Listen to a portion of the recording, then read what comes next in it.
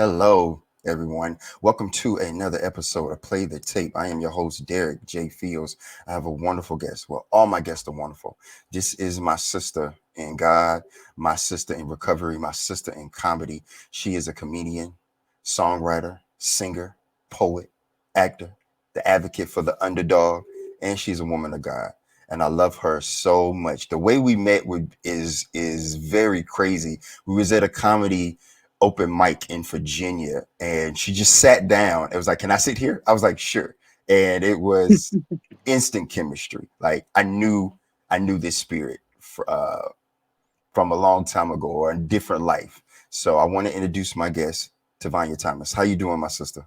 I'm doing great, Derek. Thanks for having me on the show, man. Hey, it's a blessing. Thank you. You are episode 3. So like, look, I appreciate you being here, and I love you. And the reason that I wanted you to be up here is because we've talked, and we shared each other's story, and you have a powerful story and a powerful testimony about your journey in mental health and addiction and recovery. And I want you to share that with the people today. So the floor is yours. Thank you, thank you. Like Derek said, Derek, you said I'm like the advocate for the underdog, and that's definitely what I'm aiming to do with my recovery now. You know, I really believe that the whole theme of what I'm going to talk about is choice is paramount to change. In order to make different decisions in life, you have to have a different perspective and look at life through a different lens. And the way I grew up, right? I was definitely the black sheep of the family, the underdog, the unwanted one. My mom and dad were both military, living in California, married 5 years before they had me. But I was born in 1985 in the middle of the crack epidemic, and it was very evident quickly on in my mom's addiction that she wouldn't be able to raise me. So, I'm 2 and 3 years old in a crib, dirty diaper. My mom's in a different city, and I need milk. I need care. I need love. And so I learned how to adapt to that at an early age. And I have as I recover, I'm learning that I had like some arrested development in those areas. Like I still think that I'm supposed to get things from people. All my life, I've always searched for unconditional love. And now that I'm in recovery, I'm learning that I can love myself. And everything that I need is already inside of me with God's help, my higher power, whatever you guys, choose to call God. I know that it's something bigger than me out there that has seen me throughout my way. Right. Um, so yeah, like I said, I raised myself. I lived with my grandparents, but I was the one that said, "Hey, turn off that damn TV.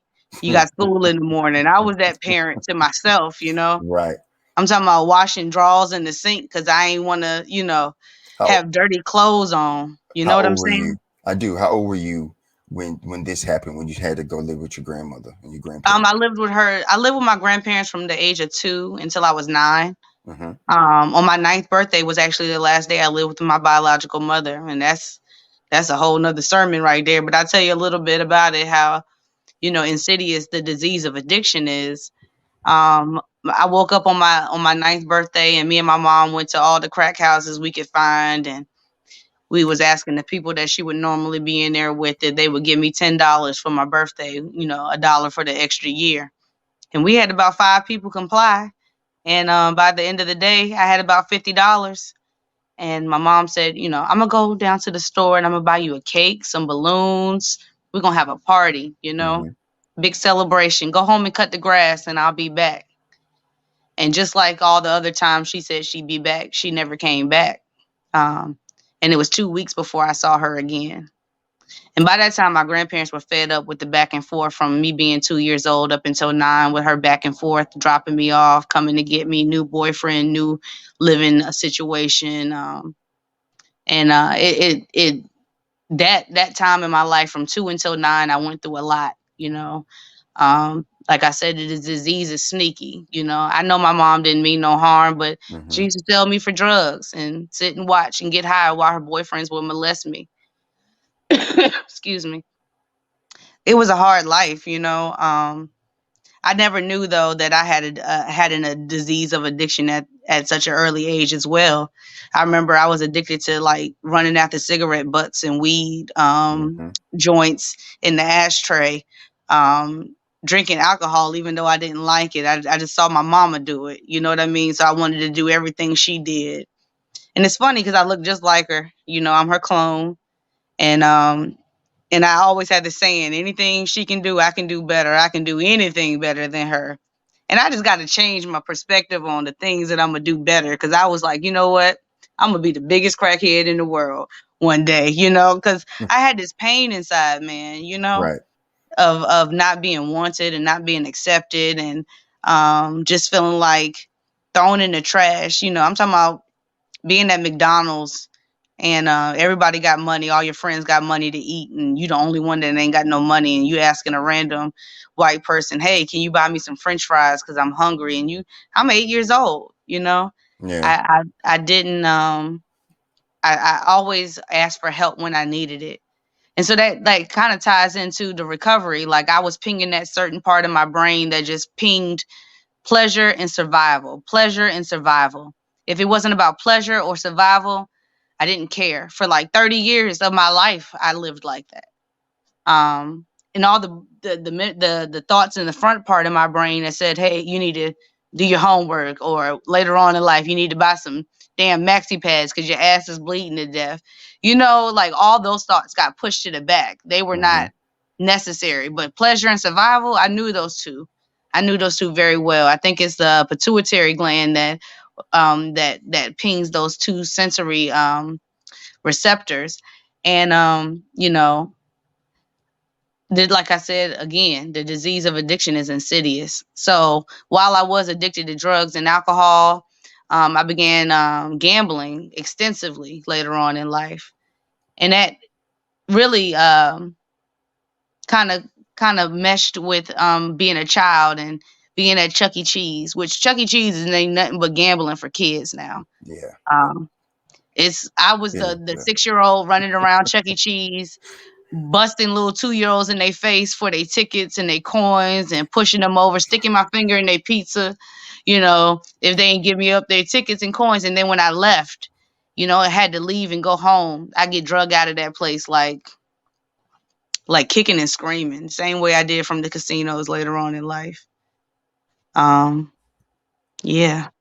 You mentioned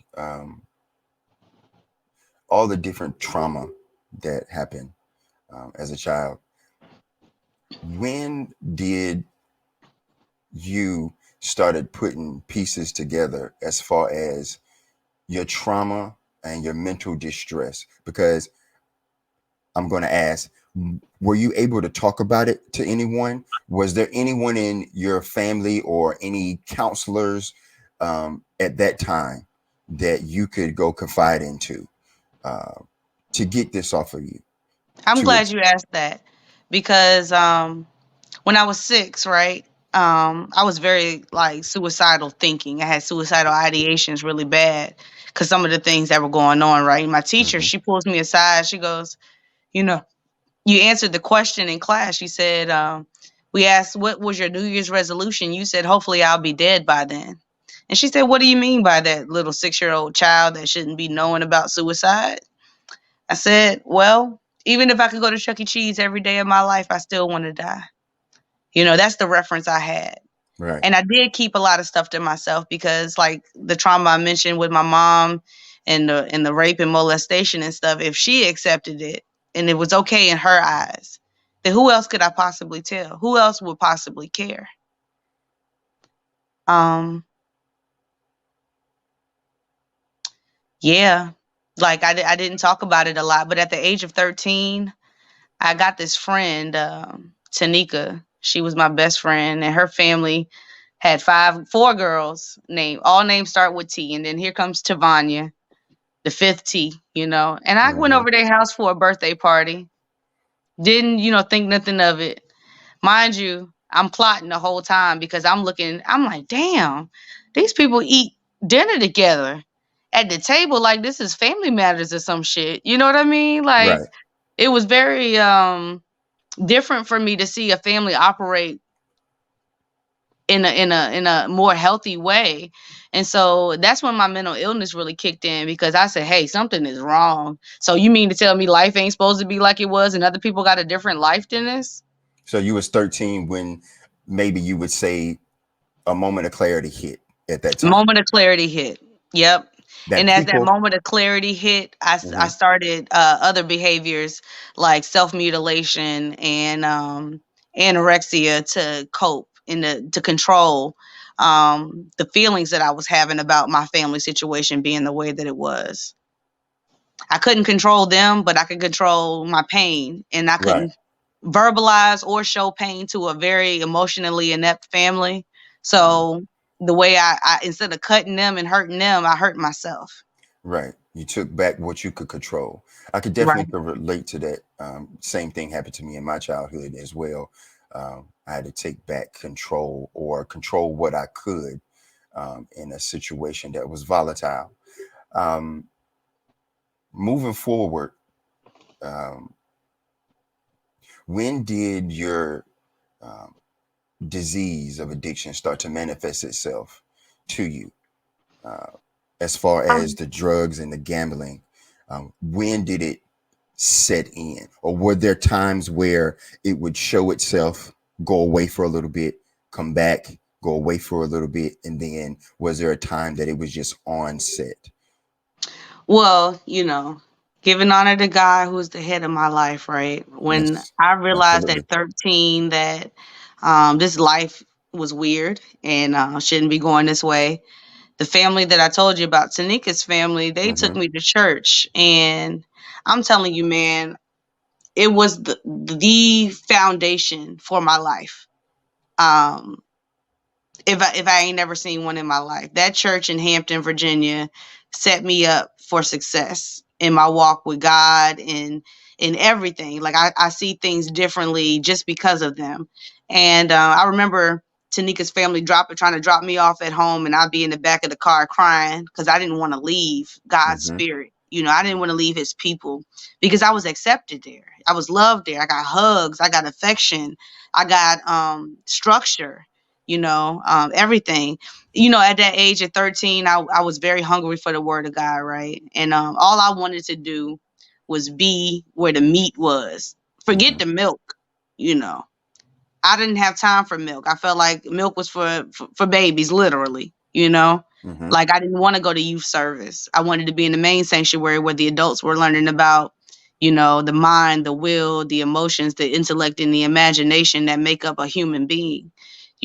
That was interesting to me, because that's where I found solace. That's where I found comfort, Right. in knowing that I wasn't alone. And yeah, no ministry is perfect, no congregation is perfect. I did withstand some hurt in different churches and everything, but I remember being 13 years old, and we had a sister church that was from South Africa, and they would come visit. And I told the pastors of that church, I said, I'm going to live in Africa one day. And they pat me on the head and said, oh, that's so cute, little girl. That is so cute. You just run on along now. And Right. I said in my mind, I'm going to do that. I'm very tenacious now. I'm either going to be tenacious about good stuff or bad stuff. And once I tell you about the bad stuff, you be like, oh, yeah, you was real tenacious. Right. But I was tenacious for God. Like I didn't listen to secular music. All I did was read my Bible because still love God in that same way. And I just pray that He brings me back to that same kind of childlike love I once had. Um, the church was my foundation, and I wanted to go to private school. Right, shortly Hmm. after going there, I wanted to go to a private Christian school. My grandfather said, "Why are you gonna go to a private school? They got school for free. Like I'm not paying for you to go to no private school." But tenacious Tavanya went and told her story to somebody, and they paid my tuition. Two different families paid my tuition for me to go, and those two families ended up. One of the families ended up adopting me when I was 17. Wow. I'll get to that in a minute. Hmm. Um, so I went to the private school, and I had a set of friends that, were smoking weed and stuff about 11th grade. And mind you, I went from public school making C's, D's, and F's to 10th grade making straight A's at a private school that was much harder than public school would ever be. So it wasn't that I wasn't smart or I didn't have the aptitude. It was just that I didn't have the right environment to cultivate that. It's Right. like the seed is good, but it's all about the soil for real. You know what I Mm-hmm. mean? You can put a seed on the ground, it ain't gonna do nothing. And I Right. was definitely at one point good soil to drop that on. But I got distracted, man. I really got distracted by wanting to be. I was a people pleaser. Even in elementary school, I was one of those kids. If you said came up to me and say, "Hey, Tavani, I don't like you," I would start crying, just off the head, like, "Oh my God, they don't like me. They don't like me. My life is over." And Mm-hmm. so I wanted to be accepted. So I started smoking the marijuana. And that, like you said, it came and went. So I stopped Right. smoking marijuana when I moved to Africa after high school. And I need to say at 17, I was adopted, moved to Japan because the family was military. Get to Japan and get a phone call 3 months into my second semester of my senior year, and I get a phone call said my biological father, who I had only seen twice of Mm-hmm. my memory, had one day to live, and he was in California with nobody to bury him. So I got on a plane, went to California. He definitely had one day to live because 24 hours after I got there in the hospital room, I had to go get food because I was getting ready to die myself. And as soon as I left the room, he passed away. I guess he didn't want me to die in front of him. And it's kind of ironic we're talking about this right now because today is his birthday. Oh wow. And this day is very significant for me. So I really appreciate you, Derek, for having me on this podcast because it's bringing me healing even as I talk about some of these things. Absolutely. That's what this platform is for. Yep. Yeah. Definitely necessary. So I buried my father, and at his bedside, though, before he died, I was like, I gotta be able to give a reasonable explanation on why I believe what I believe. You know, Mm-hmm. I'm a Christian, and I don't even know these scriptures like that. In fact, when everybody at church speaking in tongues, I thought everybody was speaking Hebrew, and I was the only one that ain't know Hebrew. So I always had this inferiority complex, like I never measured up. And around that time, I was struggling with my relationship with God because, like, if I was at church and the church people loved me, then God loved me. You know what I'm saying? Mm-hmm. But if they had a problem with anything I did, oh, God hates me. God hates me. Because I never knew what a father was like or a mother for that matter. So when they say, the father heart of God, I was like, I have no reference for this at all. So I struggled a lot in my relationship and I still struggle today, but one day at a time, I get better at it. I have a conscious contact with God that's of my understanding. And through that conscious contact, it restores me to sanity, and that sanity gives me peace. Right. Um, Absolutely. Thankful for the peace that passes all understanding, man. I'm not perfect. If you've seen any of my comedy shows, you definitely know I'm not perfect. I be saying some foolishness up there. But what I do know more than anything that, like I said in the beginning, choice is paramount to change. Every day I wake up, I got another opportunity to do the next right thing. You mentioned choice and it's paramount to change. I definitely agree with that statement. At 17 and you going coming from Japan to California to see your biological father at that moment when he passed away, break it down for me. How did you feel? How where was your mindset? Where was your heart? Where was your spirit? And then what happened after that? Did you go back to Japan? Where did Africa come in at? Okay. So, where my heart,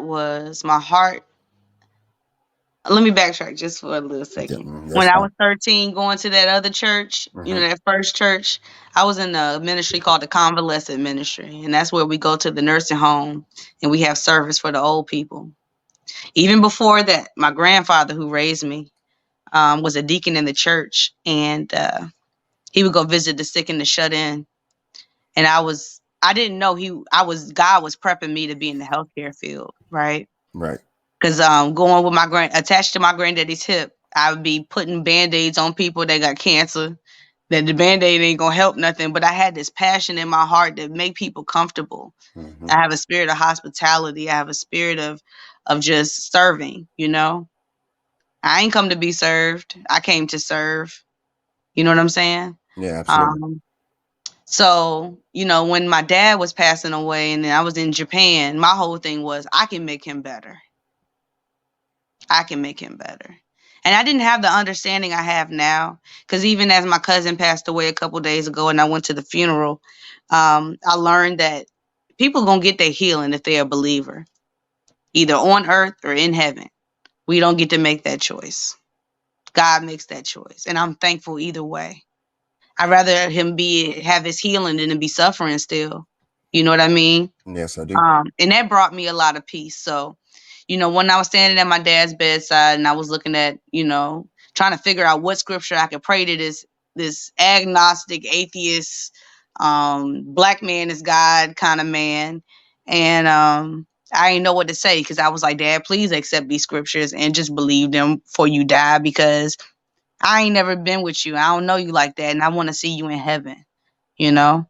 And he couldn't respond at that time. He had Shane Stokes breathing, which is where you breathe and you have a period of apnea for a few minutes and then you have another breath, which was very scary. Hmm. Anybody that's, been with somebody passing from cancer is a process, you know what I Yeah. mean, when they Yes, it. transition. Yes, it And is. so now I do hospice work because I know what that's like. I do private care because I know what it's like. I may not be able to wipe 65 butts real good, but I can do one with excellence and dignity Right. because that's important to me. You know what I mean? It's been instilled in me. So my heart when my dad was passing away was like, I can fix him. He gonna go play basketball with me. We finna go to the mall. I'm gonna go to Jones in New York and find me some jeans. All these like grandiose dreams I used to have. And I would have flashbacks standing there beside his bed of me laying on my grandparents' lawn, looking at the airplanes go in the sky above my head. And I say, that's my dad coming to get me. Right. That's my dad coming to get me. Every plane I saw, because that was the promise he always made. He said he was going to get on the airplane and come from California to Virginia and come get me. And he never did.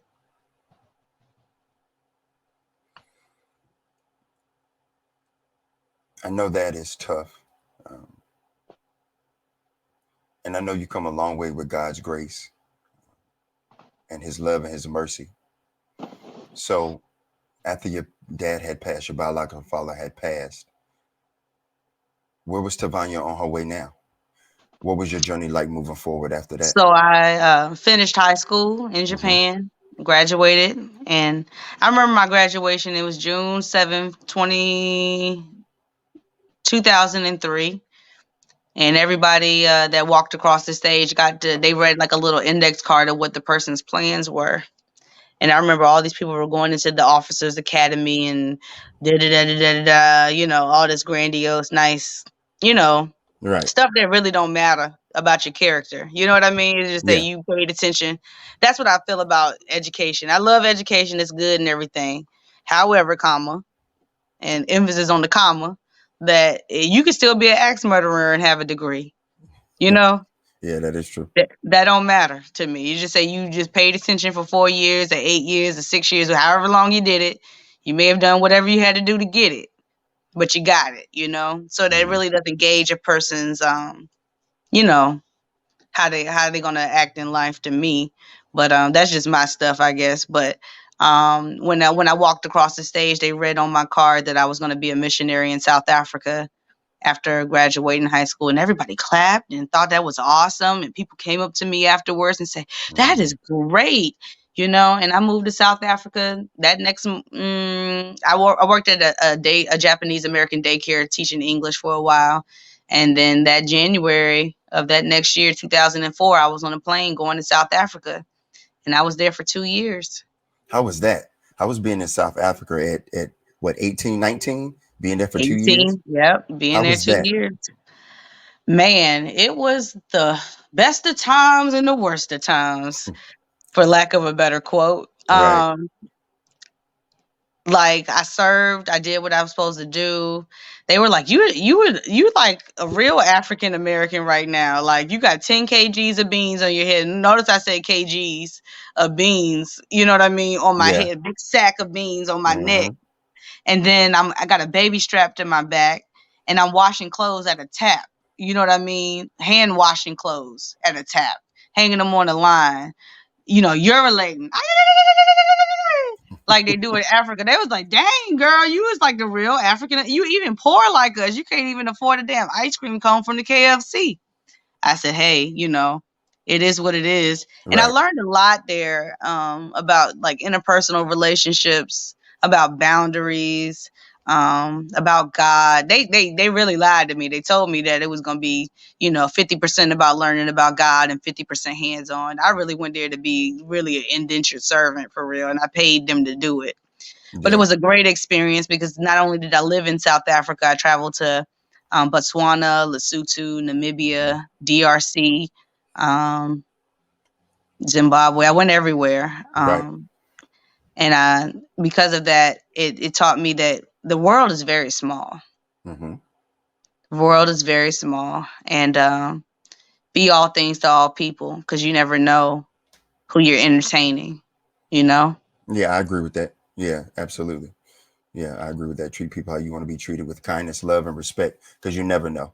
You just You never never know. know. You never If know. anybody got the kind of depression that I've had, or the suicidality, or the abuse, the misuse, the misunderstandings about me, then if I'm in public and people say are attracted to me or I'm very approachable, that's because I'm not here for myself. I'm here to serve. And if I can give you a good morning, a hug, a compliment, and to keep you from killing yourself, someone else, or drastically changing your life in any kind of way, then that's how God gets the glory to me. And I agree with you with that. I agree being of service is very important. That's the type of spirit that I feel that I have. And it took a while to get there. And that brings up my next question. You are where you are right now. This beautiful woman of God, this servant, and all the characteristics that come with that. How what choices did you make between Africa and now to get you to be where you are at this Mhm. moment? Because that took a lot of choices. It took a lot of mistakes. It took a lot of failures and successes. Of course, it was trials and tribulations. But as of this moment, your recovery, and when I say recovery, I just don't mean, I do mean it in a mental health capacity. I do mean it in the substance use capacity. But when I say recovery, I mean that from just life on life terms. Because Mm. we get knocked down daily, and we do have success, challenges and failures daily, but we do have successes, and those successes is a part of that recovery. So explain to me the decisions and the choices you made at that moment to get you to now. Derek, I gotta be honest. Please, please do.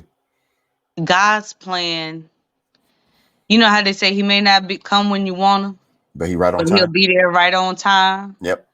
Or his ways are not like our ways. His time is not like our time. Hmm.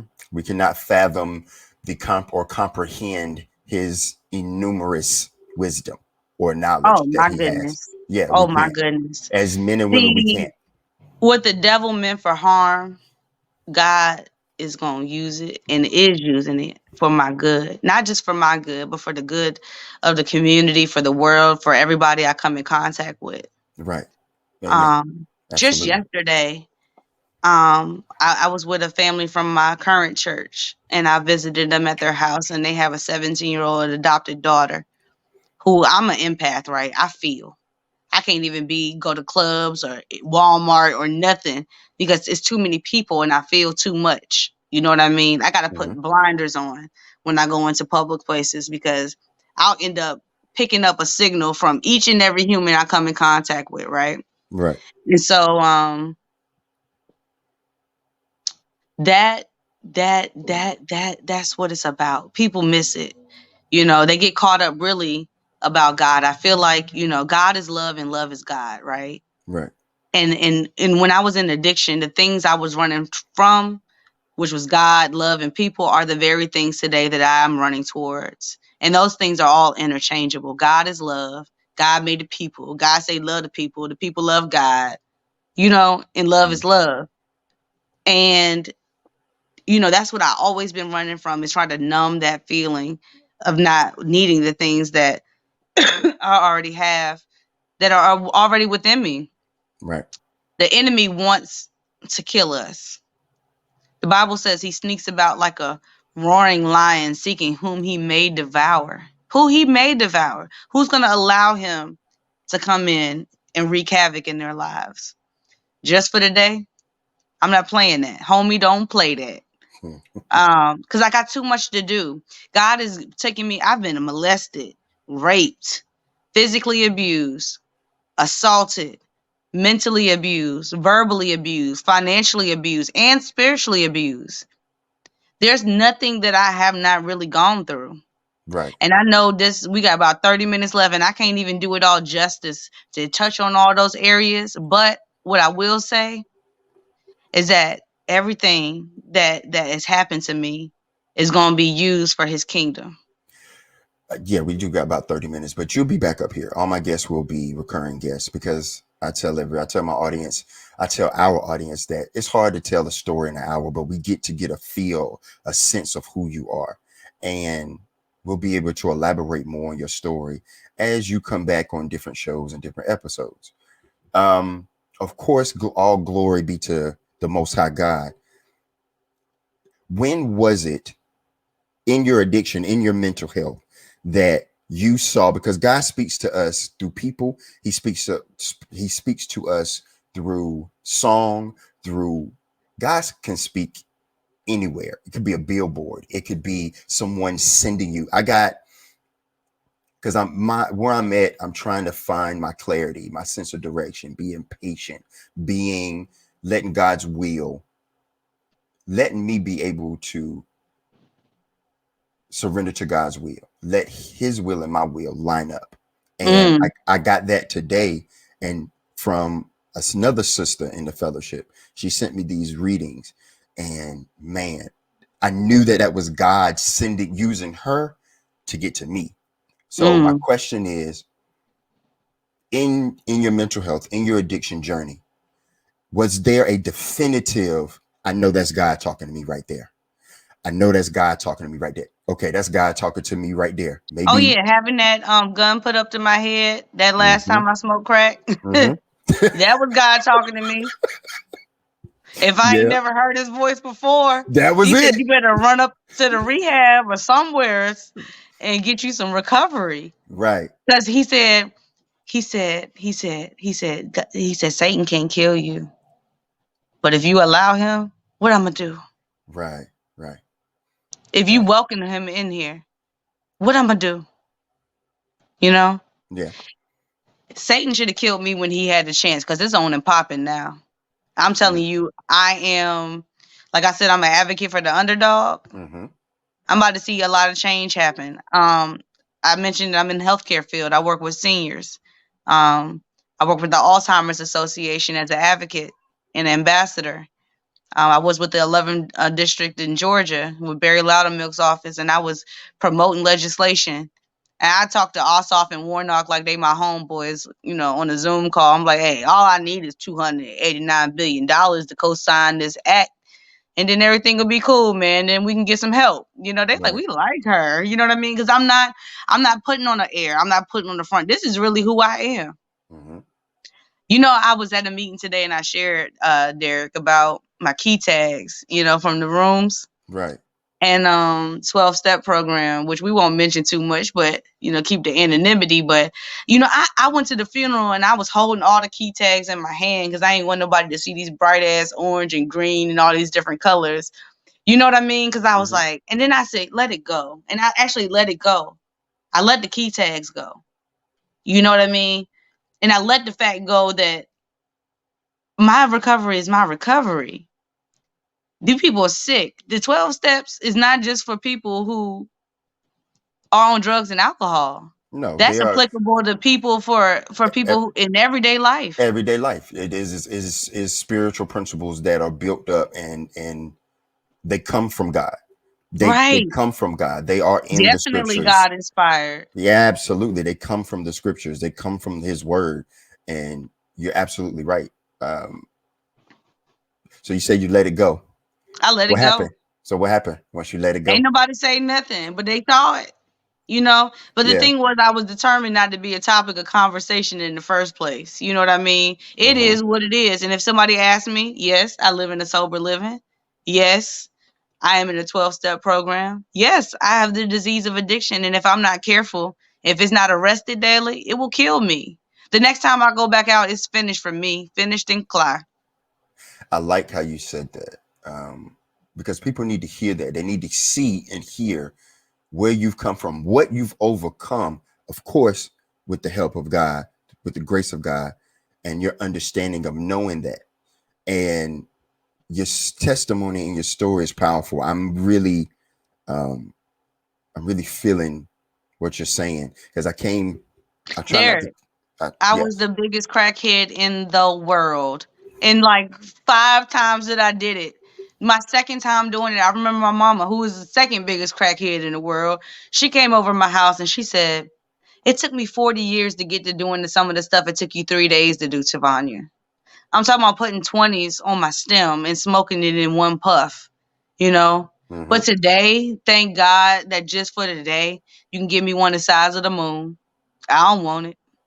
Cause it's Good. gonna be gone in that same 20 minutes in that same one puff. Cause I don't have stopping sense, you know? Right. And when we say addiction, ladies and gentlemen, we're talking everything, not Yeah. just substances. We're talking activities as well, Activities. Mm. because the disease of addiction does not just stop with substances. It can be activities That's what as I thought with well. gambling. That's how the Yep. gambling came about. I was like, oh, this is a disease of addiction too. Yeah. It can Oh, it you can may not. manifest. It can manifest itself in other ways. So that's why my sister said, make sure you arrest it. Make sure you have it arrested because it can manifest itself in other ways. It can And be then you food, the sex, food. Yep. Food, gambling, sex, gambling. Yep. using people, manipulating, lying, conniving, Absolutely. backstabbing. Mm-hmm. All of those are not lining up with spiritual principles, not for me, you Right. know. Just for the day, I don't want to hurt nobody or myself. I want to see people flourish. I want to flourish most of all.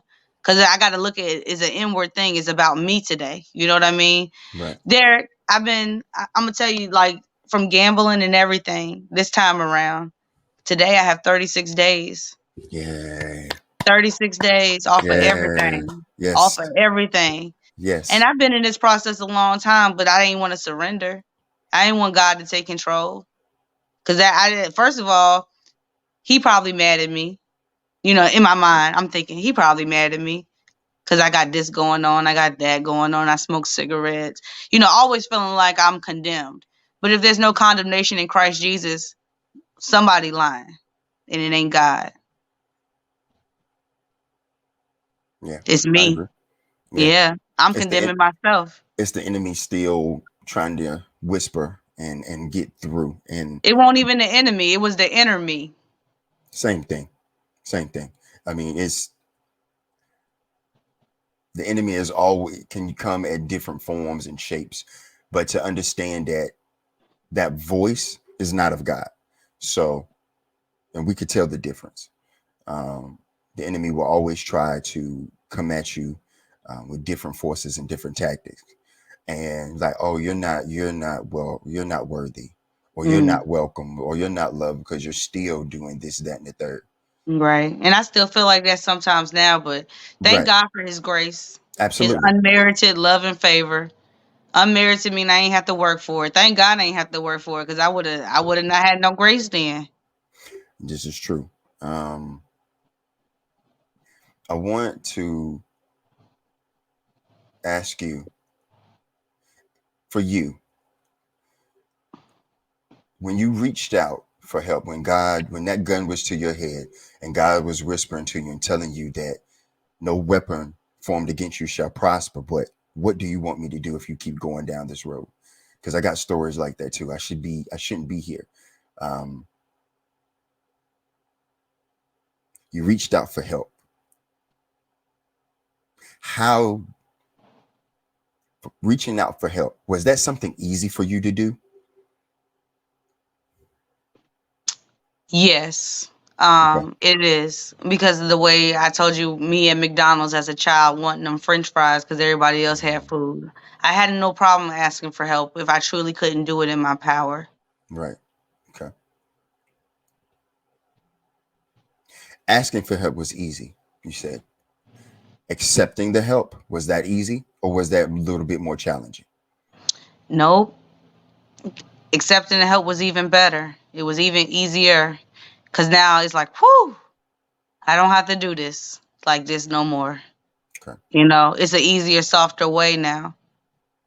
Gotcha. Even now that I'm in the sober living, like I went to a program and for the gambling, right? Mm-hmm. And everybody was like, "Oh, she bougie. She this, she that. She don't spend time with us. She ain't watching TV with us." I ain't come here to watch no TV. Came I here to came here work. for recovery. Right. You came here to So work. my behind was on meetings. I was in my word. I was studying. I was on the phone with positive people, blocked all the negative people. In fact, some of them blocked me because I just literally be with the shits with it. You know what I mean? Like I'm not playing. It's like recover or die. I have two choices. Choices paramount to change. I'm either going to change for the positive or change for the negative. It's recover or die. And I don't want to die because that's slow death. That ain't no suicide. That's a different kind of slow, torturous suicide right there. And I don't want that. Right. I agree with that. Uh, Addiction is definitely a slow death. Takes everything from you. It Leaves you does. leaves you with nothing and no one, to the point And where most of you, all, it takes your power of choice. it does take your power of choice. Um, I you ain't have no are choice when I was gambling, when I was using. right because of that disease. They 'Cause say they it- they say is it nature versus nurture, and I say it's a little bit of both. I say it's a combination of both. I do say that the nature of it can manifest itself, and the nurture of it can manifest itself from the environment that you grow in, um, of learning behavior of how to cope and how to party and what to celebrate, or even when you're depressed or sad, this is something that I need to do to escape or feel numb or not feel these feelings anymore. Now that you say it's recovery or die, and I like that, it's recovery or die, and you mean that in all aspects of that word, with God, love, loyalty, understanding, peace, and joy.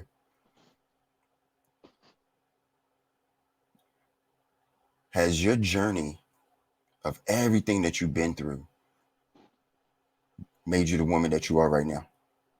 Do you Are you happy what God took you through to make you the woman that you are? Glad you asked that. And the word happiness, I don't like that word. What word Um, would you use? Joyous and free Okay. because happiness is conditional. Whether somebody liked me or whether I did a good job, joy has no conditions on it. It's an inward thing. Has nothing to do with external or external things. You know what I mean? Um, the only thing that can bring me joy is my connection to my higher power and doing the next right thing. If I'm lined up with His will, I'm gonna have joy. I'm gonna feel good about myself. I'm gonna hold my head up high. You know, Mm-hmm. I've been taking baths for 37 days, man, straight and putting on lotion, head held high.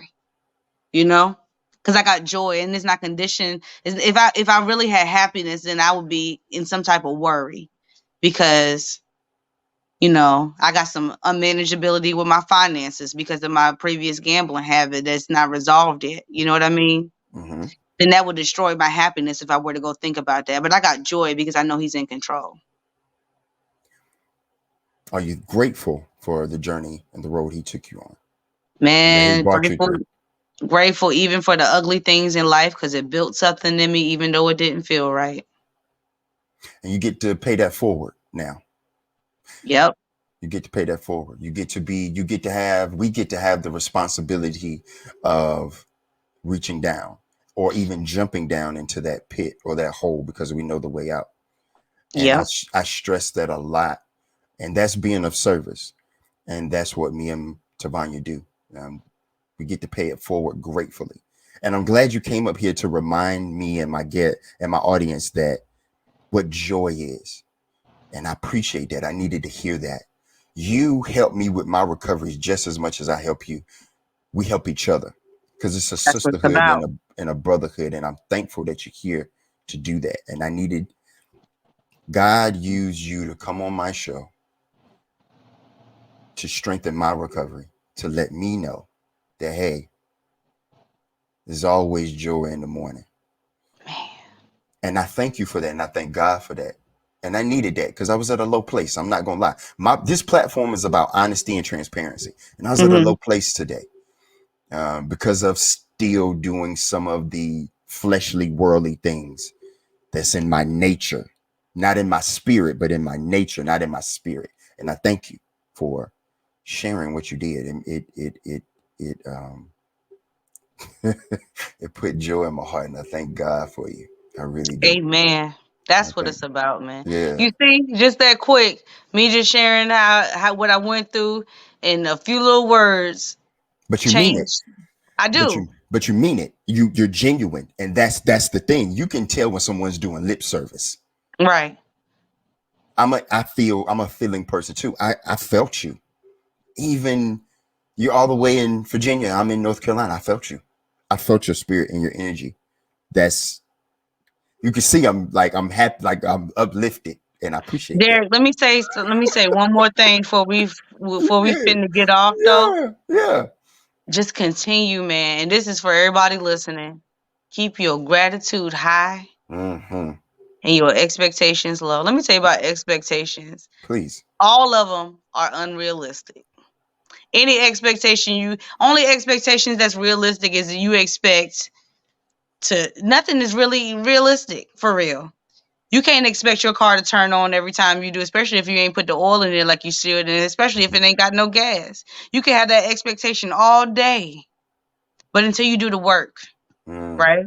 mm-hmm. And so for me, having unrealistic expectations, I expect my mom to stop smoking crack and be a mom. I expect, my relationships to go the way I want them. But I had to look at something. I said, Tavania, do you do everything you supposed to do all of the time? Can we count on you? No, not all the time. So cut them expectations out. Because when I get an expectation, I'm talking about me. When Mm-hmm. I get an expectation, I get a resentment. What happens after the resentment? I hurt Yes. myself, somebody Mm-hmm. else, and I'm going in the opposite direction from where I'm supposed to be going. Yeah, I like that. I had a couple resentments towards myself the other day um, because of the choices that I've made um, in my addiction, pre-addiction, in my addiction, um, that had led me to where I am right now. And I didn't like it. I resented Derek. I really did. Um, I had to You pray better about love it. on Derek, man. You better love on that boy. I had to pray about it. Uh, I had to talk to God. I had to go into the Word, and I had to seek counsel. And I had to remember uh, what God has brought me through and where I'm at now. It's just like when He brought the people out of Egypt, and they were in the wilderness, and they were still murmuring and chattering and still worshiping false idols and false gods. God was like, "Come on, y'all don't understand why I'm upset. I got y'all out that y'all prayed for. I gave y'all manna, angel's bread. I gave you water from the rock when you were thirsty, and you're still ungrateful, and you don't understand why I'm angry, why I'm hurt." And I read that. Me and my wife read that, and I had to take a step back. I was like, "Oh man, that's me. That's me. I was homeless, stinking, nothing, smoking crack cocaine, involved in all types of unholy sex and escapades. And now I'm married in my own house on this platform, on my show. I need to have a spirit of gratitude. I need to be like, oh, Lord, I'm murmuring. I'm chattering. Oh, okay, Lord. Okay. Okay. Thank you. I'm sorry. You right. I am. I'm like your people, and I don't want to be like your people. I'm not ungrateful. I am grateful for what you brought me through because I prayed to get out of that hell, and he brought me out of it. and I'm still ungrateful. I don't want to be that. I want to be grateful. So I want to have that joy that you speak about, and I pursue that every day. But Mhm. Just I love remember you. too, courage is fear that has said its prayers. Hmm. We ain't gotta be Hmm. afraid no more. No, we do not. Just for the day. Just for today, or just for 5 minutes, or just for that minute, whatever we Whatever need, it is to get whatever you it through. is to get you through. Absolutely. Well, listen, um, we got That went five by minutes. fast. No, we got 5 minutes. We still got 5 minutes. We got 5 minutes, and it does go by fast when you talk about good stuff. We got 5 minutes. Anything that you want to say, or anything that you want to plug? Any comedy coming up, or anything that you're doing of that nature, or any songs, anything that you got going on that you want to put out there? Anything coming up for you? I'm doing ABC News at the end of this month on the 28th of March. I'm not sure when it's airing yet, but I'll let you know. Okay. I'm doing a special on gambling and how I want to see change federally, some reform to make states act right because they take our money, but they ain't got no help for us. Because Right. it's funny how the government has, let me not talk too loud, but how the peoples have brought all these different substances and vices into this community and in society, and they have help for all of them. I just saw the other day that you can quit smoking, and if you want help, you can call this number. But gambling is not the same. You don't Mm, get the same type of help. There's no beds anywhere that can accommodate the. I'm tired of seeing people bang on their steering wheels outside of the casino because they can't go home to their wife, or they blowing their brains out down the street, jumping off the bridge, as was my story almost 2 months ago off the Hampton Roads Bridge Tunnel because I just didn't want to die slow no more. You know what I right. mean? Yeah, I do. I just wanted to see be help out there. So I'm doing ABC News. Comedy's really on hold right now because ain't shit Okay. funny. But I'm just trying to trying to recover, man, right now. You know what I I'm know saying? that's right. I know that's right. I might But crack a we, little joke here and there, but you got to cap. Yeah, humor is good for the spirit. it But we is. will, we will definitely have you back, sister. And we'll talk about that ABC special and more about the gambling um, change that you would like to see when it comes to that part of the disease. I feel that way about pornography. I feel that way about Yep. uh, It's too it's, easily it's accessible. too easy accessible, very easy And you to know what? lose. To combat all of this, what we need to do, Derek, and everybody listening, get a toolbox, man. When you fix the car, you don't use a wrench and a screwdriver for everything on that daggone car. They got different tools for different things. And the toolbox needs to be meetings, God, sponsorship, um, calling somebody before you make a bad choice. Somebody Yep, that care about you and want to see you recover. Like my brother absolutely. here. My brother Yeah, care about me. yeah. My I already sister know care that. about me. I know I Yeah, can call him. He gonna say, "Hey, that's not a good idea. Take the suggestion. Some things ain't gonna be for you. Eat the meat, spit out the bone. Some things go on the shelf. You'll come back to it later, man." absolutely. Well, listen, T. I love you. Love you too. I'm proud of you, and thank you for coming up here. You're I welcome. really And I'm more appreciate you. proud of you than you probably proud of me, but I'm real proud of you. You I ain't even tell appreciate me you. you got married, but that's what's up. I was supposed to be the flower But girl, I thought. but see that's the thing, and we'll talk about that. They married through the spirit. All right. We've been married in the eyes of God, but we're doing the whole legality thing June 12th. But we've June been 12th. All married, right. right? But we've been married. We've already made our commitment in the eyes of Got the you. Father. So Oh, I already that's know. what. I love her. Yeah, I know you do. But I listen, love I her. love you. Thank you so much, and peace and love to you, sis. I love you. Always. In a minute. In a minute, we are grateful.